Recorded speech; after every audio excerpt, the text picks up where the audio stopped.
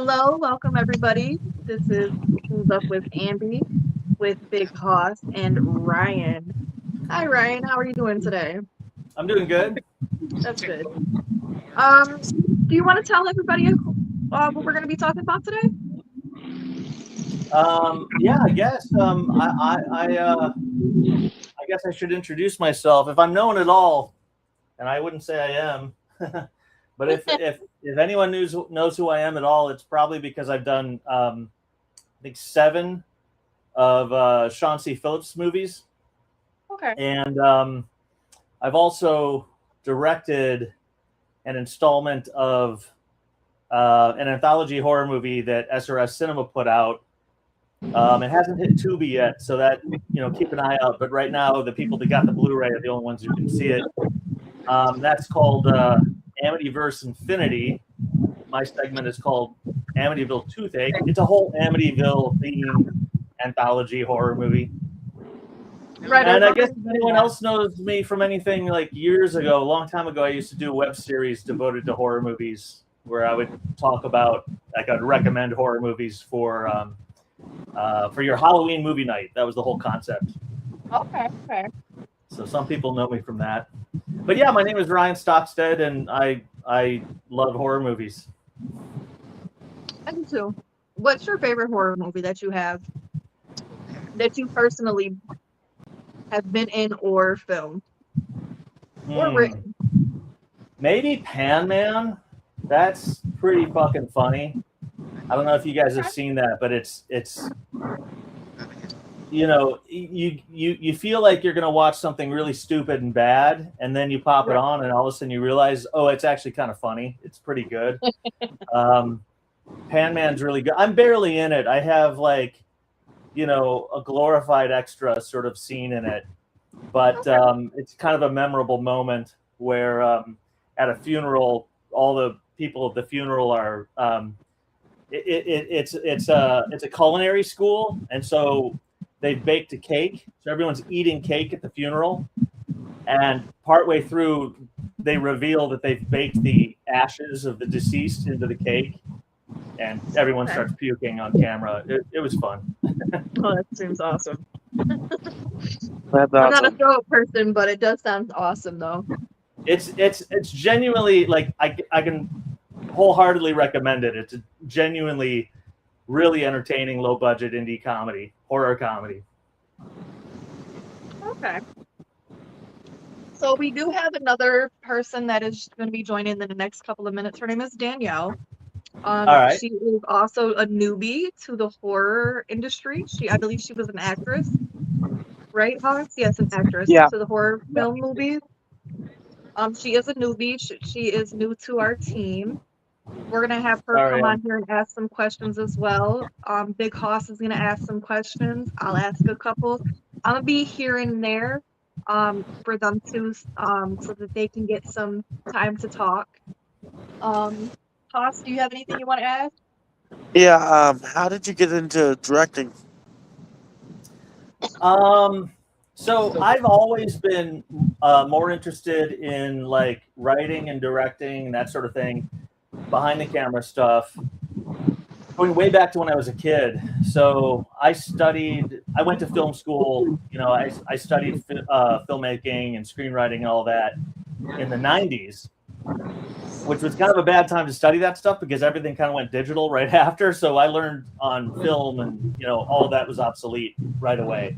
But I live in LA. I came out to LA in 1999 and to kind of pursue screenwriting and stuff. And like a lot of people, you find your sort of family, you find your pack, and then somebody has an idea and someone's making a movie. And so that's what it was for me. Eventually, somebody I knew was making a movie, and I realized he's going to make this movie whether he has help or not. So he may as well have help. So I dove in and produced that for him, helped produce it. And of course, it's low budget, so I'm wearing every single hat you can imagine in that movie. And that was the start of it. That was a little comedy called My Grapefruit, My Father. which is about a guy who dies and becomes a grapefruit. Yeah. And it's I love grapefruit. yeah, you can watch that on YouTube. And anyway, that was sort of the start of it. And then I guess I directed my first. It's kind of like a long short or a short feature. It's like 45 minutes or something. I directed that movie. That was like kind of a PG rated sex comedy, basically. And it's called Party Foul. Tell us more about it. Yes, Well, tell us more. That one is nobody's really seen it. It's not available anywhere, but really I should try to get it put out at this point because it is kind of funny. But yeah, that was my first thing, and that I guess I directed that. I was sort of a director for hire, like the guy who wrote the script and was starring in it. His director backed out with like a week to go, and I said, "Oh, I'll do it." It's never a good idea to jump into a project that's like a week away from production, but I did. Right, that's never a good idea. But No. if you can, you can. But I'm always jumping on last minute to things, so yeah, hey, that's the thing. we gotta do. I basically try to say yes to everything. You know, when it comes to movie stuff, it's like the older I get, the more discerning I've gotten. But at the same time, like I don't really shy away from those opportunities. So I got the opportunity to direct it, and I said yes, and that was the start of directing. And since then, I've done I don't know, probably 10 or 15 short films, something like that. Okay. Danielle, I do you have started any doing. questions you want to ask? Sorry. No, that's okay. Have a nice evening. Danielle, did you want to ask anything? Yes. I've only been in two short films, and I would like to explore more. Yeah. I'm doing a big project right now. I'm writing, and so what's it like inside the industry? I want to know more about it. I mean, I don't know how inside I really am. I have worked on studio things, but it's always like the lowest person on the totem pole, like a PA or something like that, or as an extra or something. I do recommend that to people, especially like actors who are looking to get, or just anybody really. If you're interested in getting into films, if you happen to be in an area where there's production, whether it's LA or Georgia or Canada, like wherever there's production, get on sets and just. I'm in Georgia. I'm only an hour away from Atlanta, so. Oh, that's great. Yeah, because there's so much production there. So, yeah, if you can get in, even if it's not the thing you really want to do. Like I've been as an extra. I've been on sets where I was able to just kind of hover and stand behind directors, village and just watch them work.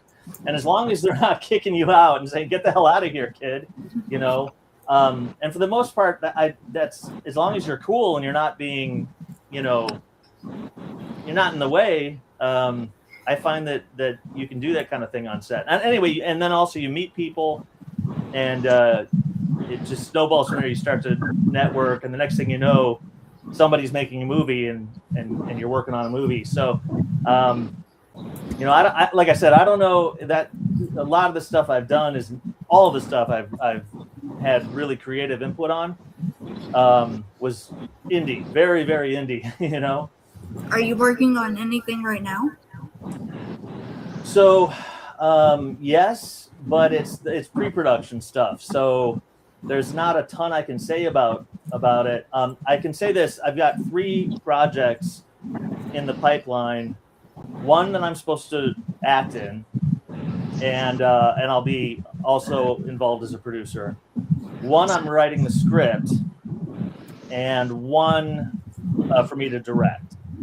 And literally, I've been taking meetings with, the people for all of those projects at once. So I've been just telling everyone up front, whichever one seems to be ready first, that's the one that's going to be next. And the idea is hopefully one of those I'll be able to go into production early next year and, have a feature sometime next year or the year after, early the year after, depending on how long it takes.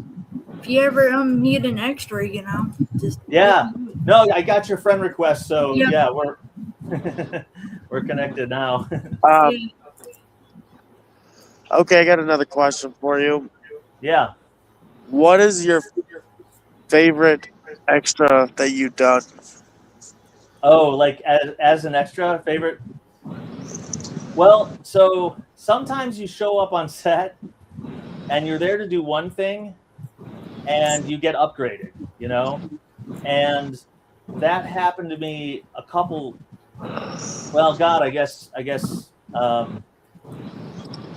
that I think about it, I guess like 5-6 years ago now, I was on 911 Lone Star just to be an extra, and they had a scripted part where there were no lines for the actor, but they needed somebody to play one of the character's fathers, basically. And so they said, hey, we need guys of a certain age range, line up if you're interested. They didn't tell us what it was, And again, I always say yes. I try to, like, if there's an opportunity, I go for it, So especially when you're on set, when like magic can happen, like things happen on set, crazy stuff happens on set all the time. I've had friends of mine who, literally got pulled into major movies with like seventh build, big parts in the movies just because they were in the right place on set. So anyway, I said, and they picked me, whatever. I guess I looked like the kid that I was going to play the father for. They brought me over to wardrobe, changed up my wardrobe, and it was great. It turned into like 2 days of work. I got a SAG voucher off of it, and it was like seriously featured like an actual character, like a scripted character, just no lines, They had me screaming and stuff. They had me mic'd.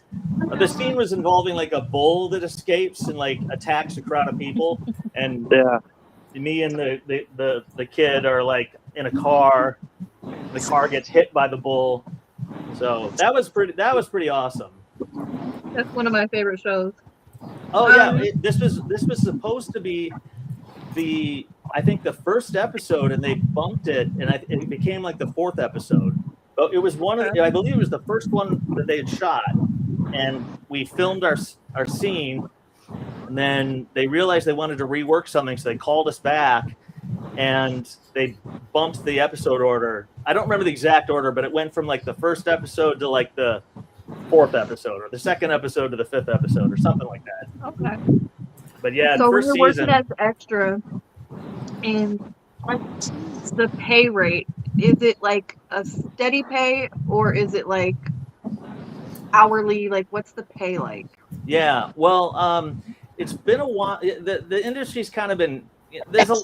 We can get into it, but like it's a long conversation of why the film industry is like really rocky right now in LA. But I haven't been doing regular background work. Like the last time I did background work a few years ago,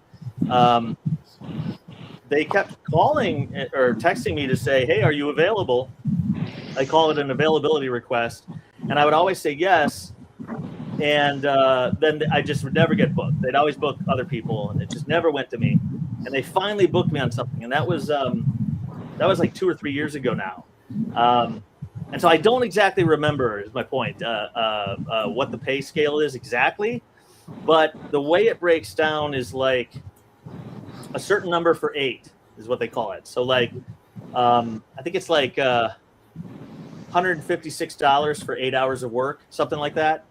And in most cases, it's actually 10 hours or more, but you're guaranteed your 156 or whatever it is, whether it's 8 hours or 2 hours. And in fact, I have shown up on sets where I got there and went through the line to check in, and they said, here's your voucher, sign it right away, which normally you don't do. You normally sign it at the end of the day. Well, they don't even do vouchers in person anymore. Now it's all digital, but back in the day. And I signed it, and then they took it and they tore it and they signed it and they handed it back to me and they said, "You're free to go. You'll get your 8 hours of work today." So I got paid for Oh, literally wow. nothing. So Yeah, no, I but, got a couple of I keep getting these like profiles sent to me for the new Superman, Marshall, Yeah, me and too. a couple of other one. They keep wanting me to come on, but I'd be so afraid that it's like a scam, and I don't yeah. want to don't want to, but I was told to try it. But every time I do it, it goes from being one thing to another thing. And then when Yep. you're on the Zoom call, you're in a group with a whole bunch of people, which is fine with me. And then they want you to pay Oh to yeah. work for them. And it's like, Right. I'm not paying you to Yeah, that's do my always profile. I already have a profile. I don't Yeah. do acting, but I did modeling, so I already have a profile for it. So when it happens, I'm like, I really don't trust it. Like, I do want to Yeah. give it a go because those are my favorite shows, you know what I'm saying? And there's like Right. 5 or 6 different shows, but it's like, do I do it and see where it goes, or do I just let the text message sit there and I could have ruined an opportunity? Yeah, I well, get those texts too, and they also wanted me to pay over $1,000, and I'm like, Yeah, they want me to pay 150. I mean, 150 isn't that bad, but it's bad when you're a single mom barely making Yeah. it. So it's Well, and like, there should I got you other things shouldn't to do have with to 150. you shouldn't have to pay anything to do background work. I mean, the trouble is, like, in LA, ostensibly where there's a lot of production, that you find out who is casting extras. So there's like Central Casting or Sandy Lisi. There's a bunch of different casting agencies, and you go and you sign up with them. So you do have to sign up, register with them, and they do charge a certain amount up front, but it's very little, and it's a processing thing for them taking your picture and whatever. And even that, I think they're not really supposed to do anymore. I think they got sued, but bottom line is, like, once you're registered, then they just call you and let you know when they've got work. Now, I don't exactly know how it works in other cities. Like, of course, Hollywood goes on production to other towns, right? Like, they'll be in Iowa or whatever. And so maybe there is legit stuff that way where it's like they're looking for extras, but it shouldn't be $1,000 to sign up. That's crazy. yeah. Yeah, That's they crazy. just want me, like, they give me the profile and they'll be like, well, we want you to come out to LA. We'll pay your ticket to LA. We'll give you room and board. And I'm like, I don't know about that. It sounds like a scam. I would definitely do your research on anything like that comes your way and just assume the worst. Well, I'm coming out to California, to San Fran, August 21st to the 23rd with Justin. And if I have an opportunity somewhere along that line, it'll be then, because that's the only time you're going to get me to come to California. Right. But yeah, as far as background, I used to do it like as my full-time job, but it was so long ago, like 2001 through 2004, all I did was background work to pay my bills. And I probably worked like 3 to 5 days a week. Maybe not. Maybe there's some weeks when I didn't work at all. But back then it was like $80 for 8 hours of work, like 76 or something like that. And you were always excited if you got a couple hours of, like, you had a long day and you got a couple hours of overtime. But of course they feed you on set. And like I said, it's magical. Being on set's great. I mean, I loved it. I got to work on Spider-Man and be one of the high school kids in Spider-Man and briefly meet. Wow, that's pretty cool. Yeah. I'm gonna have to go back and watch it now. You gotta tell me what one so I can go. You literally can't even see me. I mean, I was there all day. It was a 16-hour day. The food, it was in the cafeteria scene. The food was rotting. It was so under the lights. It was so disgusting. It smelled so foul in there by the end of the day. And at the end of the day, I mean, Sam Raimi, of course, he has like a really wonderful reputation. Was it the Toby one? Yeah, that first one Yeah. with Tobey Maguire, right? What was that? 2003 or 2002 or I think it Somewhere was around there. 2001 or 2002 because it was. I remember there was some controversy with the World Trade Center on the poster or something like that, and they took it off at the last second. So yeah, but anyway, at the end of the day, he walked down the line and shook everyone's hand, which people don't do that. You know, like he doesn't need to do that, but Right. he was so cool. He wanted to thank everybody personally for a long day, and I don't know. That's an experience you can't. It was great. It was wonderful. You know. Right. And Hoss, do you have unfortunately, you anything can't even else to see me in the ask? movie. Like I'm there. Can you see my leg? I'm gonna try to find you. I literally, you can't see. I've looked. I'll tell you what you can see me in. Like throw a rock and you'll hit me. Is not another teen movie. I worked so many days on that movie that I'm in like almost every scene where there's extras. You know. Can you tell us more about? Sorry. Yeah. Can you tell us more about an Amity horror? The Amity Tooth one you were doing? Yeah, Amityville Toothache. Yeah, that's definitely the newest project, which I want everyone to go watch.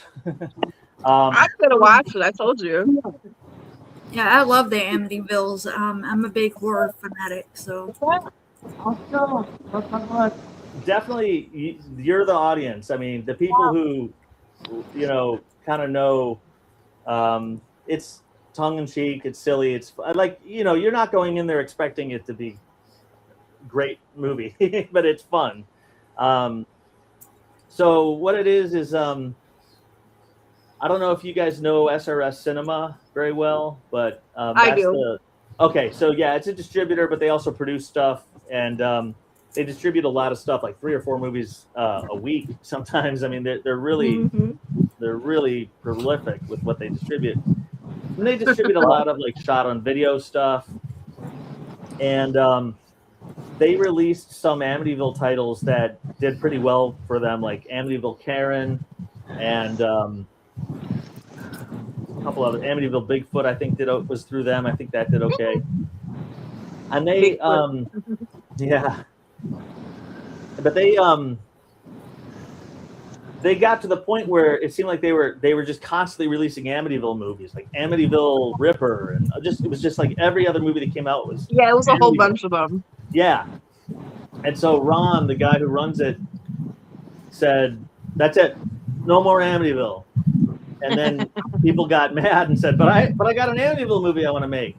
So he said, "Okay, I'll tell you what we'll do. We're going to put out an anthology horror movie. This will be it. This is it. No more Amityville. We'll do one last gasp Amityville. We'll call it Amityverse." And he got so many people signing up to do the movie that he said, "Okay, here's what we're going to do. We're going to split it into 2 movies." And then that eventually became 3 movies. So the Amityverse collection is 3 movies right now, and mine is in the second one, which is really confusing to tell people, like, please go watch my movie, and then it's like, how do I see it? And it's like, well, it's called Amityverse Infinity. It's the second one. So here's what's easy. Here's what you guys can all remember right now. If you look at the posters or the Blu-ray covers or any of that stuff online, like on Letterboxd or anything like that, mine is the purple cover. So the first one, Amityverse, is like a red cover. The second one, Amityverse Infinity, is a purple cover. And then there's a blue cover, or like a silver blue cover, and that's Amityville. Yeah. Amityverse something else. I forget. So I've seen you sent a lot of pictures. Justin said to send some pictures, and then I started sending pictures, and I realized you maybe don't even need all these pictures. So I don't know. Well, I mean, it was good for the show. Yeah, please. But are you able to tell us about any of them photos? Like, I noticed you were signing, I believe it looked like posters in one of them. What movie was that for? That's the last movie I acted in earlier this year. It's called Lost Media. It's it's another Sean C. Phillips movie. Okay. And I play. It's my biggest part so far. when I got the script, I think I had like 3 lines spread out, or maybe 5 lines spread out over like 2 or 3 scenes. Really? And that turned into, I don't know, like, I don't even know. I just was working all day long. The way Sean makes movies, there's a lot of improv. Right. So if you're an actor and you're looking to get better at that, get your ass onto a Sean C. Phillips movie, because there's a lot of like roll with it and stay in character and improv. And there's a lot of like, he'll come up with an idea on set and just be like, hey, let's get Ryan over here. Let's do a scene with Ryan and this actor. Let's just do a thing. Right. So That'd be my awesome part as just well. exploded. But I play a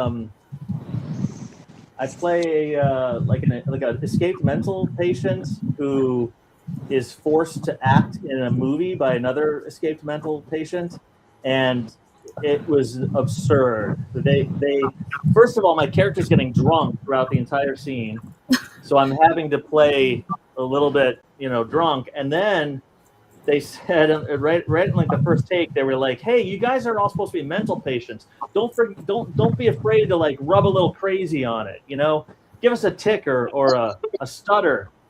And so the next thing you know, I'm like, doing that kind of stuff, and I'm drunk and I'm like, ticking out left and right. It was bonkers. It was really intense. Well, I want It's to say, not like, fun. if me It and was fun. Justin come out there, we should all link up and at least get a coffee and just like go over everything in person. Because when I tell you, I enjoyed your company the last time when we just did the meet and greet. I still enjoy your company. You're Yeah. like a really good horror person, and I love the anime, or not the anime. Amityville. Yeah. Sorry, I'm kind of tired here, but hey, I'm here. But Yeah. What time is it where I you are right definitely now? feel. You guys are later than me, right? Did you meet? Yeah, we're 10:53 now. Did you meet Lauren Francesca? Lauren Francesca, yeah, she played. She was the lead on Amityville Karen, which was the first movie I did for Sean. And I met her. I had a whole scene with her. She kills me in the movie. It's a little confusing as to how she kills me because it happens off screen. So when you watch the movie, it looks like she eats me. It looks like she's got blood on her face and like I'm just dead in a bathtub. So. But yeah, then she directed me in 2 movies because she and Sean co-directed a couple. That's awesome. So she directed me in a movie called Mistletoe Massacre that hasn't come out yet. It's supposed to come out soon, though. So. Okay. And that was fun. I don't know if that will how it's going to edit together because that one. Sam Crow said he followed her for a while, and that's awesome. Yeah, I liked her a lot. I got along with her really well. She's really sweet. And she doesn't live that far from me. We shot at her house for Mistletoe Massacre. So was her house big? Yeah. It's I'm jealous. I know. Yeah, I know. She's got a nice place, nice pool in the backyard, and nice neighborhood. Yeah. Y'all just like get together and have a pool party, right? But yeah, the thing I remember about Mistletoe Massacre, it's obviously a Christmas horror movie, a Christmas slasher. It's kind of like that movie Thanksgiving. What's that? Is it kind of like that movie called Thanksgiving? Kind of. Oh yeah, it might be a little bit like that. I only kind of have an idea from what little I saw of it, which was really chaotic because they didn't have a script. They were intentionally trying to experiment with just all improv, just completely improv. But they dropped like 50 actors together in the backyard, and it was crazy. It was just there's the poster. Yeah. And I've since heard Sean talk about it on a commentary track on one of his other movies and saying never again. I'm never doing all improv again. So I don't know how that's going to cut together, but I do remember that I had a scene with Tom Sizemore in that movie, rest in peace. And I hope it's in the movie, but I have no idea. I have no idea how it's going to, like, who knows, whatever we did what's going to be on screen. Your guess is as good as mine on that one. It sounds like a whole lot of fun, and it sounds like something that I would be interested in. So yeah, Sean does a lot of like crowdfunding where people can like pay to get in his movies, and I don't really love that. I mean, it's not. It's kind of an ugly side of doing this, but I have to grudgingly sort of say that at least he does get the movies made and gets them out there, and they are good experiences to work on his movies. So if someone wants practice and wants to get on set, is willing to like, spend whatever the money that he is asking for, at least I can say, the movie will get made. Right. Some people complain that a lot of his movies haven't come out yet, but like he doesn't do the editing. He directs it and then he moves on and lets somebody else do the post. A lot of people don't realize how much it takes to make a movie. Oh yeah. And how much editing has to be done prior to the movie being released. And a lot of people be like, oh, well, they should already came out with it. Why so many only episodes of this show? Well, first off, it does take time and it is time consuming.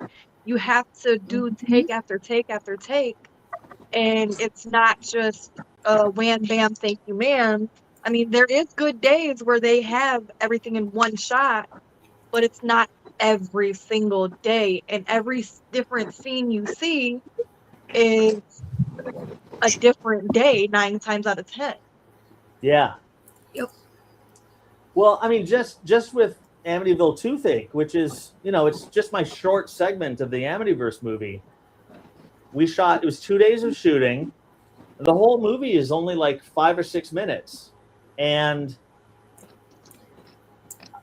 I'm trying to remember from our first production meeting where we were just bouncing ideas around, trying to figure out what movie we were going to do, until finishing the movie, locking it down, was almost a full year just for a 5-minute movie, and a huge chunk of that was post-production. That, like we were saying, production and everything is very time consuming, and it's very hard. It's not easy, and I'm not in the movie scene. I'm more in the music scene. But even then, working on a CD, it's still time consuming. So it goes hand in hand with both. It's time consuming, and you're never going to get it within a small time frame. Especially when you're talking indie movies. If you have a huge budget, you can just throw money at all your problems and just, hire the best people to work around the clock and whatever. It's like, get the best equipment. But if it's an indie movie, while I'm editing Amityville Toothache, I have to work around my editor's schedule, and I don't have the money to pay him for every single. This is all being paid out of pocket. It's not like SRS Cinema gave me $8,000 to make the movie, which is what it ended up basically costing me. And so it's like, if the editor's only available 10 p.m. for 2 hours on a Thursday night, and I don't know when I'm going to see him again, it just takes however long it takes to get it done. Mm-hmm. Right. And I think the thing with people that complain online, there's a lot of people who complain about Sean C. Phillips online, and I gotta say, I like the guy. I'm a defender. I think his heart's in the right place, and I think he's a sweet guy. I don't think he's out there trying to fuck people over. Yeah, I don't know him personally, but by the looks of it, you know what I'm saying? It sounds like he's a decent guy. He's trying to do what he can with what he can. Yeah. And everybody's going at him like, rawr. And it's like, don't be so, narcissistic. The other thing I'll say is he makes the movies he likes. And so if someone else doesn't like, that's fair. If you want to say, oh, I hate his movies, I don't like his movies.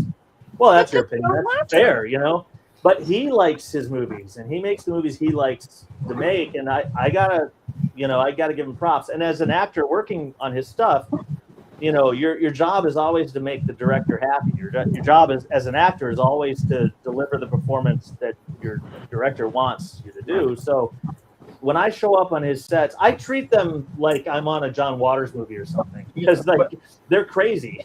like I drank urine, not real urine, but like fake urine in one movie. Lemonade. Right. I don't know what it was, to be honest. It was dyed. Didn't taste great. I did that in a scene, and I've done ridiculous. I'm like sexually harassing a pregnant woman in a bikini in one scene, and it's like stuff that I would never do, right, in real life. Dare you? Yeah, I'm like, oh God, what am I doing? Sniffing panties, I think, in that scene too. Oh my goodness! That is At least crazy. the panties smell good, and were they clean? I provided my own. I bought them at Target the day before the shoot. Good. At least they were clean. Were they edible? No, I'm kidding. No, they weren't. They weren't. But I remember, it's like, I don't know, you just kind of go for it. I just look at it as like, if I'm gonna like be embarrassed by anything I do in one of his movies, then I just shouldn't do his movies, because Right. he's gonna ask me to do crazy stuff, and my thinking is, do it. Just do it. Like, he's making outlandish, ridiculous movies. The people that like it are gonna enjoy it. The people that don't, what do I care? What do I care if someone... I mean, there's going to be haters anywhere you go. Yeah. With any movie they watch, so they're going to nitpick at everything because that's just what they do. Yeah, For they're sure. the movie Karens. That's what we're gonna call them. Movie Karens. Yeah. Karens and Kens. If you don't like it, don't watch it. Nobody's forcing you.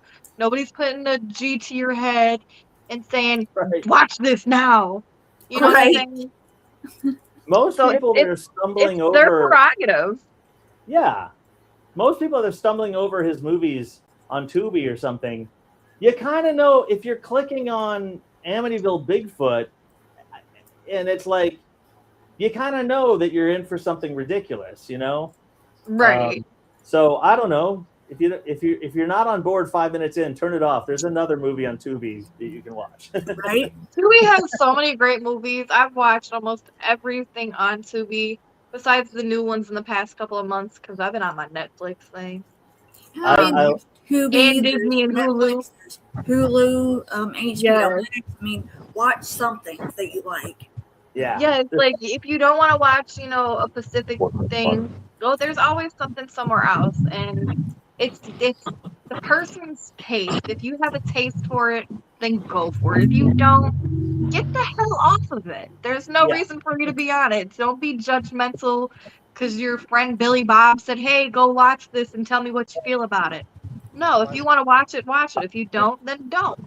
You gotta have a taste for it, and if you don't have a taste for it, then don't watch it. Don't waste the person's time watching their show just to give them criticism. Have you guys by any chance seen, I think the movies that Sean made that have been seen the most are either Desert Fiends, which he's made a sequel to, which is coming out soon. Amityville Karen, and I think Amityville Bigfoot. I think those are the three that have the most eyeballs on them. Have any of you seen any of those by any chance? have not. I've been haven't working per a lot. se. I could have got my license back. That's like. What's that? Pause, mute yourself. Sorry. Oh, gotcha. I haven't per se, but I really want to. After meeting you, I really do want to just go and be like, what's it about? I'm intrigued. Yeah, well, I mean, crude, juvenile, dumb. It's all that stuff. It's okay if you hate it. I'll tell you right now. I don't expect. Listen, I'm not a criticizer when it comes to movies. If I'm gonna watch it, I'll watch it. If I don't like it when the first 20 minutes, I'll turn it off, or I'll fall asleep to it.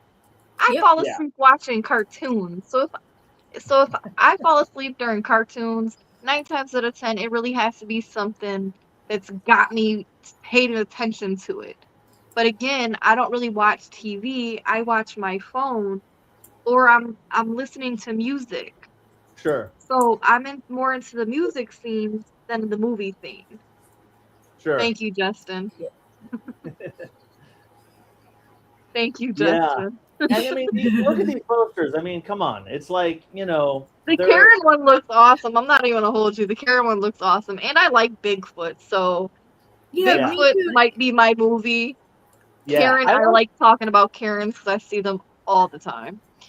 So in the trajectory of Sean's movies, he was learning. He learned on the job. You know, he made lots of mistakes on his early films, and so there's there's me and Lauren Francesca, Karen. Yes. What's up? She's so beautiful. Oh yeah, exactly. Yeah, she's gorgeous and very friendly. I got along with her. So, but Sean's movies get better the more he makes, the more he's made, the better they've become. He gets better crews. His budgets have gone up. He puts a lot of like name B movie actors in there. Like some of his movies have like 15 names. It's crazy. The cast is just stacked. And yeah, it's the kind of thing where the actor shows up for 1 day or 2 days of work, and they're not like a huge part, but he definitely puts his money on the screen. Yeah, I think the more that he does, the better that he gets, because you got to practice. The more you practice, the better you'll get. So 100%. It's like driving for your first time. When you get your permit, you practice makes perfect. The more you go, the better you are. Well, first you're going to suck, and then you're going to get better and better. Yeah, and I really think like Amityville Karen is really rough, but it's still funny. Like the concept is there, and Lauren's performance is there.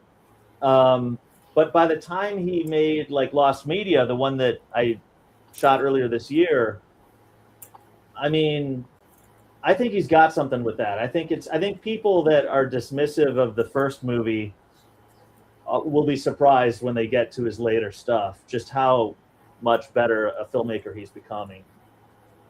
It's been interesting to be on the inside of that and watch. Yeah.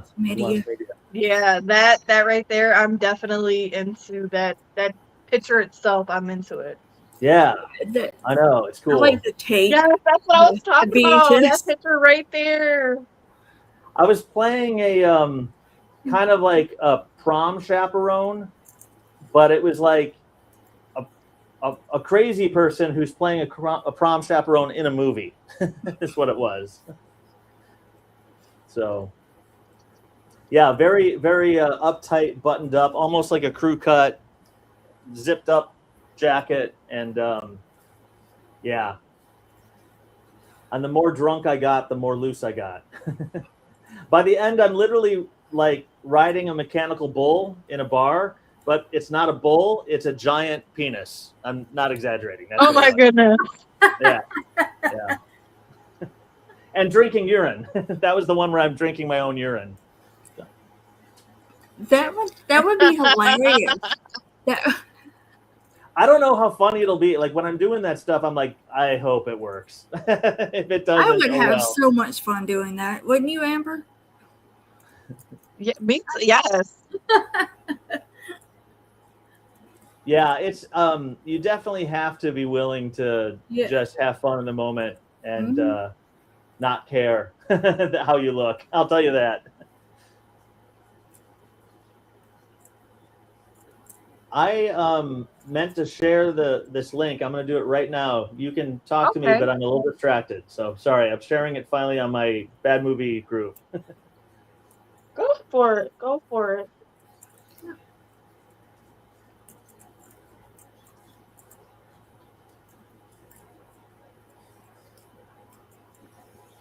Danielle, any questions that you want to ask?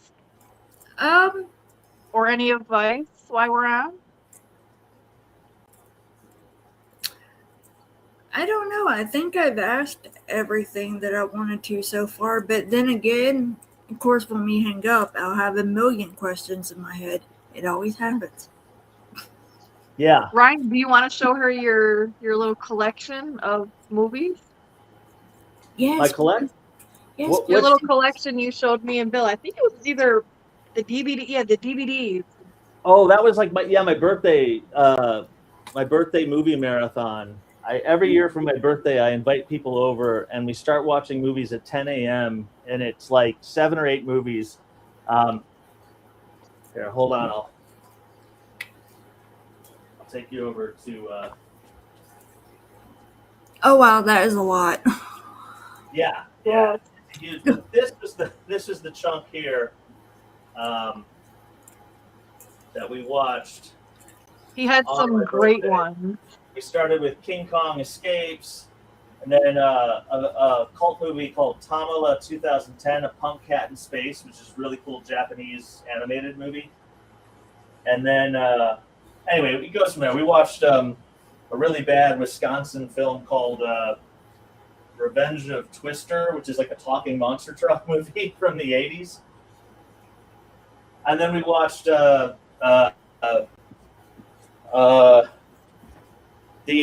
what is it? Evan Costello Meet the Invisible Man. Anyway, it was a fun birthday marathon. Invisible Man, I love it. I'm not even gonna lie to you. I just watched it yesterday on my phone. I love it. I do too. I love all Invisible Man stuff, and I will tell you, this is a little hint. Without getting too specific, one of the 3 movies that we're looking to do is got an Invisible Man part to it. It's got an Invisible Man component to it, and we're excited about making those effects. You know, the invisible, sort of cheesy, practical invisible effects whenever possible. Oh, that'll be awesome. I haven't had a chance to watch any movies lately with me constantly writing and doing podcasts. I haven't been able to watch any movies lately, but that's okay though because I enjoy what I do. So yeah, writing is people don't realize how demanding it is. It's yep. I mean, to really do a good job, you got to be able to write every day, and of course, a lot of us don't have the time to do that. So you just got to write whenever you can, but you got to put in the work, and it is work. Yeah, but if nobody you like understands doing it, exactly when you write something and then you got to go back and read it to make sure that it's what you want. Yeah, I love not the physical act of writing, which I find difficult, but I love creating. So I love, coming up with and I'm kind of like, I have the most training I have is in screenwriting. That's the thing that I've studied the most, and I know story structure. I know how to break a scene, and I know all that stuff. It's hard. It's just hard to do it. So it's like, for me, I can write stories until the cows come home, but when it comes to actually writing scripts, I can't do that. And I'm like, okay, so how can I write this story and not be able to write a script? I don't understand that, but hey. Well, scripts are more formal. That's the trick. That's the thing. The scripts have very rigid structure to them, which is not as fun. It's sort of like, writing poetry is formal or writing music is formal. It's like, it has a structure that you need to know, and it's just tough. So I got a phone call. I will ignore it. Yeah. So I had like 4 of those already I had to ignore. What's that? I had 4 phone calls I ignored. I just kept pressing ignore. Yep. But yeah, coming up with a story, just like, it's free. You can be as wild as you want to be. You can be as creative as you want to be. But then when you want to convert it into a script, there's all these. Okay, granted, all the rules are meant to be broken, but you still need to learn the rules. Like, you need to know when to break the rules and when the rules help. And it's just, I don't know. It's not as easy. It's a lot of work. Yeah, that's lucky for me that I have a friend named Glenn that's actually a script writer. So he's actually done multiple scripts for multiple movies.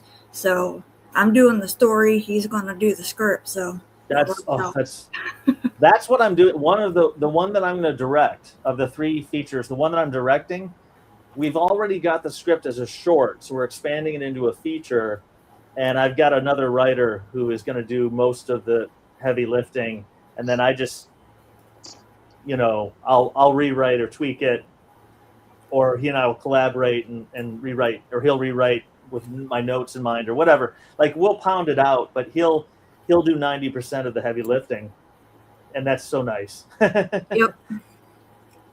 Yeah. Like me and Glenn, we were talking and whatever, and we came up with this great idea. And he's like, "Well, if you come up with and paint me a story, you know, I got the script. I can do the script." And I'm like, "Cool." That's great. Well, and I'll say this, you know, having worked on not just Sean's movies, but I've worked on other indie movies. Like I'm really excited about this movie called Shark Squatch that it's actually playing this weekend in Japan. It's playing a big shark film festival in Tokyo, which Is it like the Sharknado? yeah, it's kind of like Oh, that. we They're don't actually need no more shark movies. I love the I bad watched shark. Sharknado and I thought it was horrible. Well, my the one that I'm in is called Shark Squatch, and it's part Sasquatch and part shark.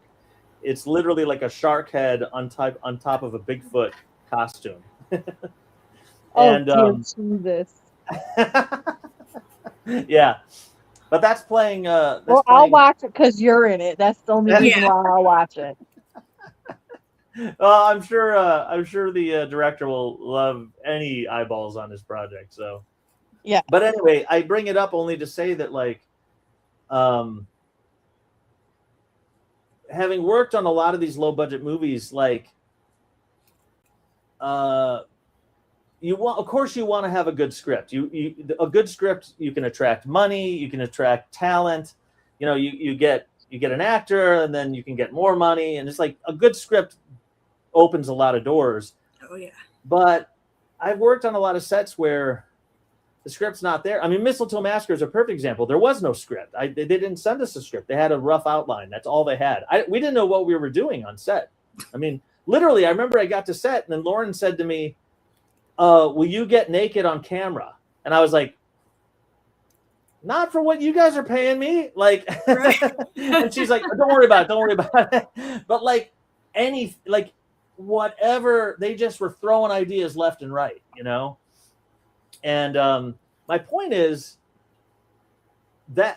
is that movie wrong to not have a really great script? Like, I don't know, that movie's done. It's coming out soon, you know? It's like, so I don't know. I could sit here and labor over my screenplay for 10 years and it never gets made. There's something to be said for just getting it made, warts and all. Figuring it out on set. You know, you get to set and you can fix bad dialogue on set. And I can't believe it, to a degree, I can't believe I'm saying that, because writing is my first love.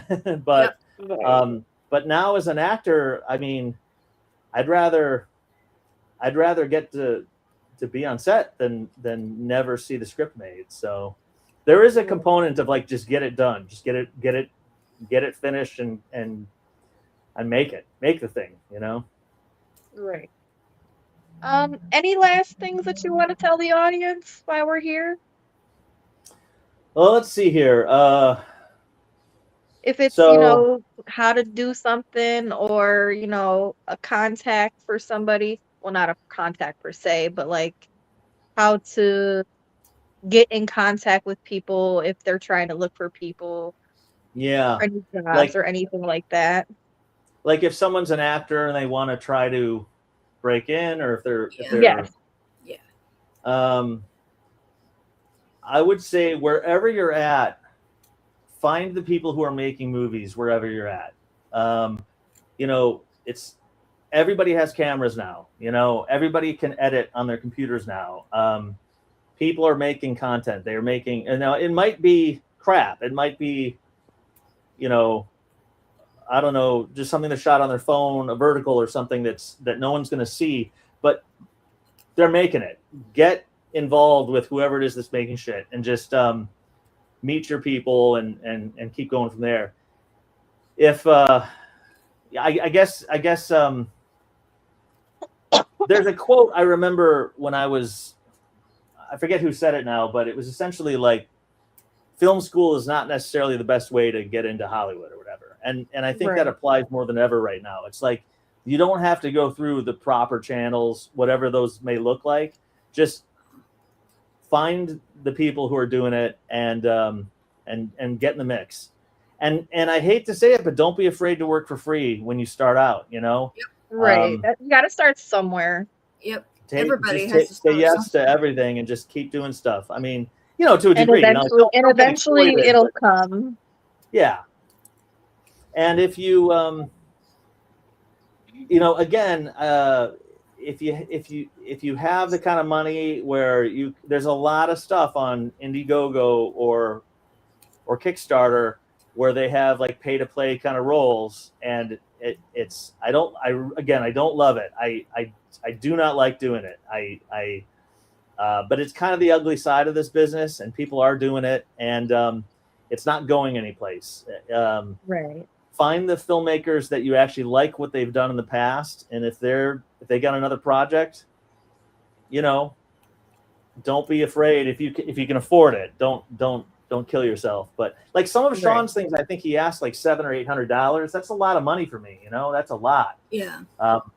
You know, that's a lot of money to ask somebody. But there's a lot of stuff I've seen where people pay like $100 or $250 or $300, and now then you got to like fly to wherever, like fly to Vegas or whatever they're shooting. So it can be expensive, but you know, I can't say it's the wrong thing to do for some people. For some people, if you can afford it and you just want to get on set and learn, it's a great way to learn. And you can suddenly find you have an acting scene with somebody like Eric Roberts, or you know, somebody who you know their work and they've been in big movies. And so again, I don't fully love it, but at the same time, it's not going anywhere, and it is happening, and it might be right for you. Don't be afraid to look into it. Well, thank you, Ryan. It's always a pleasure. I enjoyed your company this time and last time. I do want to bring you back on with the guys. I know you and Bill were really strong with each other, so I do want to bring you back one more time for you and Bill. Bill and I go way back. I feel like I've known Bill for 10 years. So. Oh, wow.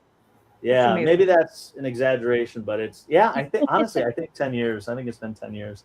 The pandemic kind of screwed everything up. Everything's a blur. I don't know. Yeah, everything's a little blur to me as well, so don't feel bad. You're not the only one. One thing I forgot to mention, we were talking earlier about Amityville Toothache, and I definitely want to encourage everyone to check that out. Absolutely. So here's my selling point on Amityville Toothache. Because I knew it was going to get released as part of an anthology horror movie, so I knew a lot of people were going to get a chance to see it. I really wanted to make sure it was as good as I could possibly get it. And so as a result, I spent a lot of money to make sure I had like a really good location and as many name actors as I could get. So we got Rena Riffle, who a lot of people don't necessarily know her name, but you've seen her. You've seen her in Showgirls. And you've seen her in Mulholland Drive, and just a lot of other stuff. And she's great, and she's wonderful. So she's in the movie, and Lorelei Linklater is in it, who I met on the set of Mistletoe Massacre. That's another reason. Just when you get on set, you meet people, and you network. And you know, Lorelei, who her father, of course, makes. He makes Academy Award-winning films. I mean, I think he was nominated for 2 movies last year. Richard Linklater. Oh wow! Yeah. I mean, his filmography is like incredible, you know. And I remember talking with her on Mistletoe Massacre, and saying to her, well, you know, because she could do that. She could do the big indie movies, you know, and she does do that stuff too. She does do that stuff, but I'm thinking, well, why are you here on Mistletoe Massacre? Why are you doing, a silly, slasher movie? And she said, what I want to make is like really fucked up, crazy horror movies. And I was like, great, because I like doing that stuff, and I'll keep you in mind. And so, I called her up and said, I got a part for you, and so she came out and did it. So anyway, the point is, please do seek out Amityville Toothache. It'll show up eventually on Tubi under the name Amityverse Infinity. the purple poster. And give it a watch because I put a lot of work into that one. Absolutely, I definitely will. Well, again, I do appreciate you. I do appreciate the viewers, and I appreciate you coming to help me assist tonight, Danielle. I appreciate it. Thank you for And having I me believe on. that's going to be all Great for time tonight. meeting you. Thank you, Yeah, it and was nice great meeting meeting both of you. you again. Yeah, Thank you. Have a nice absolutely. night, guys. You too. Bye. Bye. Bye.